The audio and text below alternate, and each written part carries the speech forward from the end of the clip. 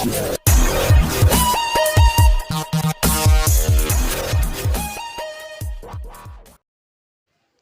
दोस्तों, मैं गीता गोयल सीधी बागड़ी चैनल पर एक बार फिर से स्वागत है आप सभी का। तो आज हम बनाएंगे मूली के परांठे।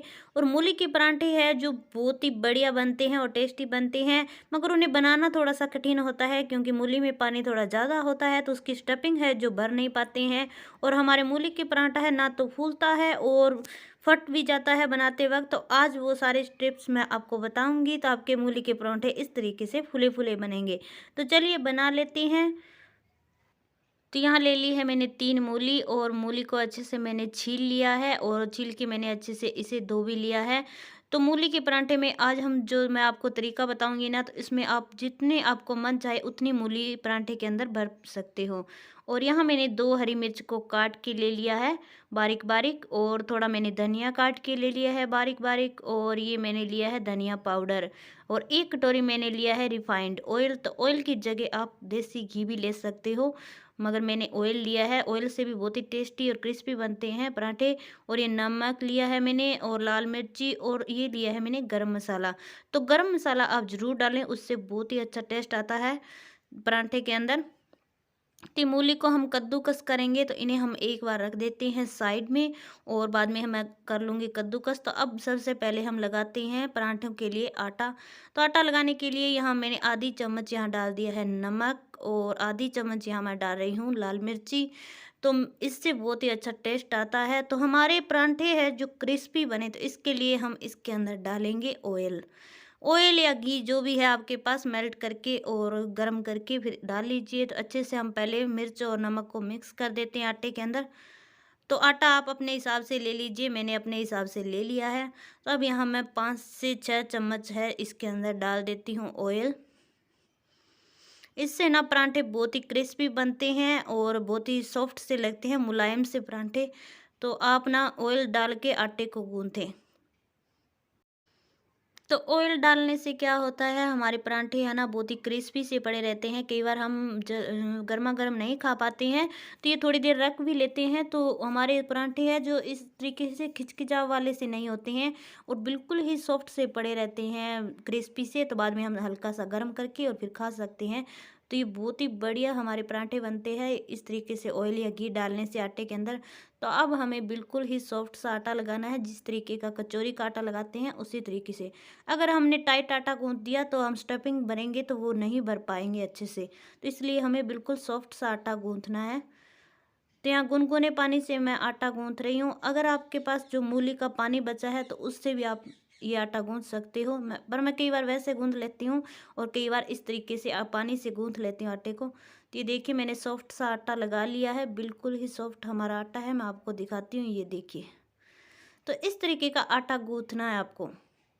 तो बाद में हम मूली इसके अंदर भरेंगे तो बहुत ही आसानी से भर पाएंगे। तो इसे आप ढक्कन लगा के इस तरीके से ढक के और थोड़ी देर रख दीजिए ताकि अच्छे से रेस्ट हो जाए इसे। तब तक हम कर लेते हैं मूली का कद्दूकस। तो सबसे पहले हमें आटा ही गूंथ के रखना है। तो यहाँ मैंने एक कद्दूकस लिया है, इससे मूली को अच्छे से कद्दूकस कर लेती हूँ। तो ये लीजिए सारा कद्दूकस हो गया। अब एक हम बर्तन लेंगे, इसके ऊपर रखेंगे एक कपड़ा।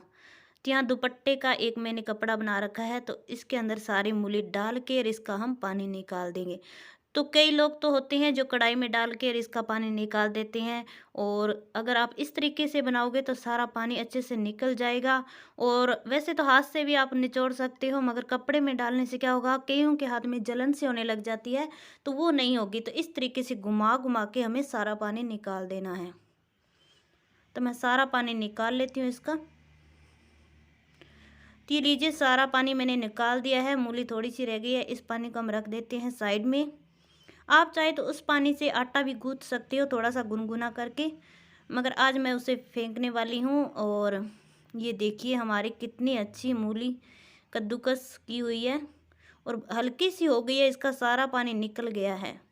तो आपको हो सके जितना पानी आप इसका निकाल दोगे ना, उतना ही हमारे जो परांठे की स्टफिंग हम भरेंगे तो बहुत ही आसानी से भर पाएंगे। तो अब हम डालते हैं इसके अंदर मसाले। तो यहाँ मैंने जो हरी मिर्ची ली है काट के वो डाल लेते हैं, और खूब सारा इसके अंदर डाल लेते हैं हरा धनिया, बहुत ही टेस्ट आता है इसका। और यहाँ टेस्ट के अनुसार हम डाल लेते हैं नमक, क्योंकि अभी हमने आटा गूँथ लिया है। अगर आप आटा बाद में गूँथोगे तो नमक पहले ना मिलाएं, नहीं तो नमक और मूली मिलके पानी सारा बन जाएगा। और यह थोड़ा सा आधी चम्मच जितना डाल रही हूँ यहाँ मैं गरम मसाला, और 1 चम्मच भर के यहाँ धनिया पाउडर। धनिया को बस पीस लिया है मैंने और उसका पाउडर बना लिया है। आधी चम्मच डालेंगे इसके अंदर चाट मसाला, तो इससे तो बहुत ही अच्छा टेस्ट आता है, तो आप ज़रूर डालें। अगर आपके पास नहीं है तो नींबू का रस डाल लीजिए। अब अच्छे से कर देते हैं हम मिक्स। ये अमचूर का पाउडर है, वो भी डाल सकते हो आप चाट मसाला की जगह। तो ये लीजिए, मैंने अच्छे से इसे मिक्स कर लिया है सारे मसाले को, और हमारी स्टफिंग है जो तैयार है। आटे को देख लेते हैं। तो आटे को रखे हुए भी हो गए हैं हमें 5 से 7 मिनट। तब आटे को ना अच्छे से हम हाथ पे तेल लगा के और अच्छे से गूंथ लेते हैं इसे। तो आटा हमारा तैयार हो गया है। सूखा आटा भी मैंने ले लिया है, और उधर मैंने गैस पे तवा भी चढ़ा दिया है गर्म होने के लिए, और आंच को हमें मीडियम पे रखना है। तो अब इस तरीके से हम पेड़ा लेंगे। तो पेड़ा हम बड़ा ही लेंगे, आप अपने हिसाब से छोटा बड़ा पराठा जितना बनाना चाहते हो उतना। पर पराठे होते हैं वो बड़े बड़े ही अच्छे लगते हैं, इसलिए मैंने बड़ा सा पेड़ा ले लिया है एक आटे का। अब इसे इस तरीके से घुमाते हुए, और बीच में से नहीं, बस साइडों से हमें हाथ से बड़ा करना है इसे इस तरीके से। तो बीच में हम इसे नहीं करेंगे, बीच में हम मोटा ही रखेंगे। तब आप जितना भरना चाहते हो उतनी इसके अंदर मूली भर सकते हो। तो ये क्या, मूली के पराठा इस तरीके से पानी हम निकाल देते हैं, तो बाद में हमारे पराठा है ना फटता नहीं है, और बिल्कुल फूले फूले पराठे बनते हैं।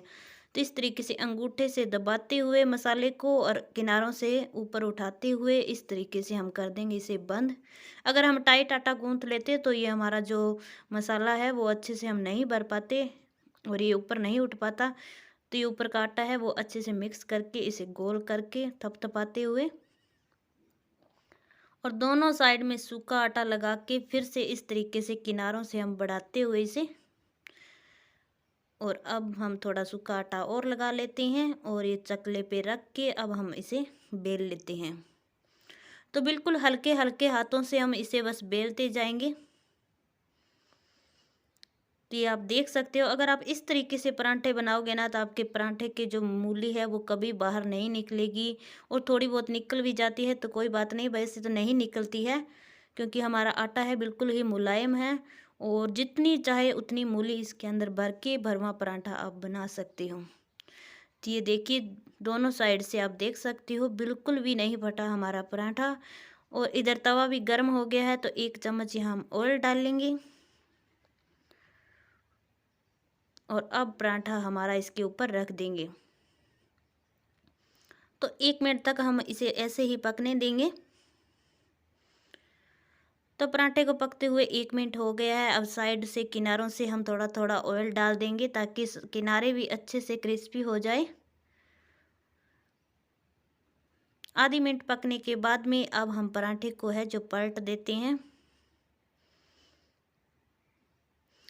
तो इस तरीके से आप पराठे ज़रूर बनाएं। ये देख सकते हो मैंने अच्छे से पलट दिया है इसे। तब ऊपर से हम यहाँ ऑयल या घी जो भी आप लगाना चाहते हो तो लगा सकते हो। मगर आप घी में बनाते हो ना, तो एक बार ऑयल में ज़रूर बना के देखें। मैं कभी घी में बनाती हूँ, कभी ऑयल में बना लेती हूँ। तो ऑयल से क्या होता है, बहुत ही क्रिस्पी बनते हैं हमारे जो पराठे हैं। आप चाहे तो सरसों के तेल में बनाए, सरसों के तेल में भी बहुत ही अच्छे बनते हैं। तब हम इसे पलटते हुए और अच्छे से सेक लेंगे। दोनों साइड में मैं इसके लगा देती हूँ ऑयल, और अच्छे से तब तक ये क्रिस्पी हो तब तक हम इसे पकने देंगे। तो एक पराठा पकने में 2 से 3-4 मिनट लग जाते हैं अच्छे से क्रिस्पी होने तक। तब तक ये पराठा बन रहा है, हम दूसरा पराठा तैयार कर लेते हैं। तो एक मैं आपको और बता देती हूँ। तो इस तरीके से आपको एक आटे का पेड़ा लेना है, और अब अच्छे से इसे सूखे आटे में करके और हाथ से इस तरीके से फैलाएं आप। तो परांठे हैं मूली के कई तरीके से बनाते हैं, कोई तो इसके अंदर गूंथ के बनाते हैं, और बहुत सारे तरीके से बनते हैं मूली के परांठे। तो आप इस तरीके से ज़रूर बनाएं। तब जितना आप चाहें उतनी मूली इसके अंदर भर सकते हो। तो इस तरीके से अंगूठे से दबाते हुए साइड का जो है आटा वो ऊपर उठाते हुए इस तरीके से हम गोल गोल इसे यहाँ सील कर देंगे। तो आप चाहे तो ये आटा निकाल भी सकते हो इस तरीके से, और अगर नहीं निकालना चाहते तो इस तरीके से बस अंदर कर दीजिए और ऊपर से दबा के थोड़ा सा, बस हो गया। सूखा आटा लगा लीजिए और अच्छे से इसे बेल लीजिए। तो ये देखिए हमारा पराठा कितना अच्छे से क्रिस्पी हुआ है साइड में से, और ये देखिए बहुत ही गर्म है। तो ये देखिए हमारा पराठा है जो बिल्कुल फुला फुला बन रहा है, किस तरीके से धीरे धीरे ये फूल रहा है। जिस तरीके से हम आलू मेथी और गोभी वगैरह के पराठे बनाते हैं, बिल्कुल उसी तरीके के बथुआ वगैरह के बनाते हैं, तो वो इसी तरीके से फूलते हैं। तो पराठा हमारा पक रहा है, तब तक हम दूसरा पराठा भी तैयार कर लेते हैं। तो इस तरीके से बेलते हुए यहाँ मेरा थोड़ा सा जो है नाखून लग गया, तो ये थोड़ा सा फट गया है। तो इसकी थोड़ा बहुत फटने से कुछ नहीं होता है, अच्छे से फूलेगा हमारा पराठा। तो ये देखिए पहला हमारा पराठा है वो अच्छे से पक गया है, तो इस तरीके से दबाते हुए अच्छे से ये फूल गया है, बहुत ही क्रिस्पी सा बन गया है। तो अब इसे मैं उतार लेती हूँ, बहुत ही अच्छे से पका है। तो ये लीजिए गर्मा गर्म हमारा पराठा बनकर तैयार हो गया है।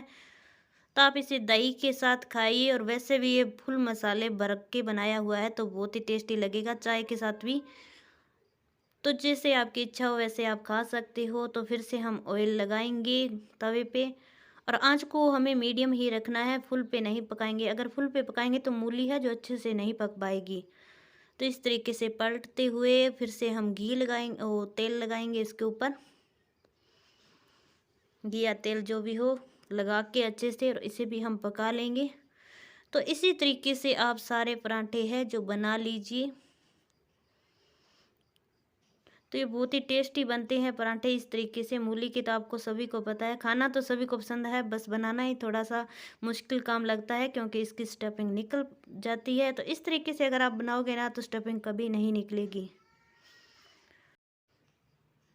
तो ये देखिए हमारे बरमा बरमा पराठे बनकर तैयार हो गए हैं, और गर्मा गर्म इस तरीके से आप पराठे बनाकर खा लीजिए। और इस कड़कड़ाती ठंड में ना बहुत ही मस्त लगते हैं मूली के पराठे। तो उम्मीद करती हूँ दोस्तों कि आज की रेसिपी आपको अच्छी लगी होगी। अच्छी लगे तो लाइक और शेयर कीजिए। तो नेक्स्ट वीडियो में फिर मिलेंगे एक नई रेसिपी के साथ, तब तक जय हिंद जय भारत।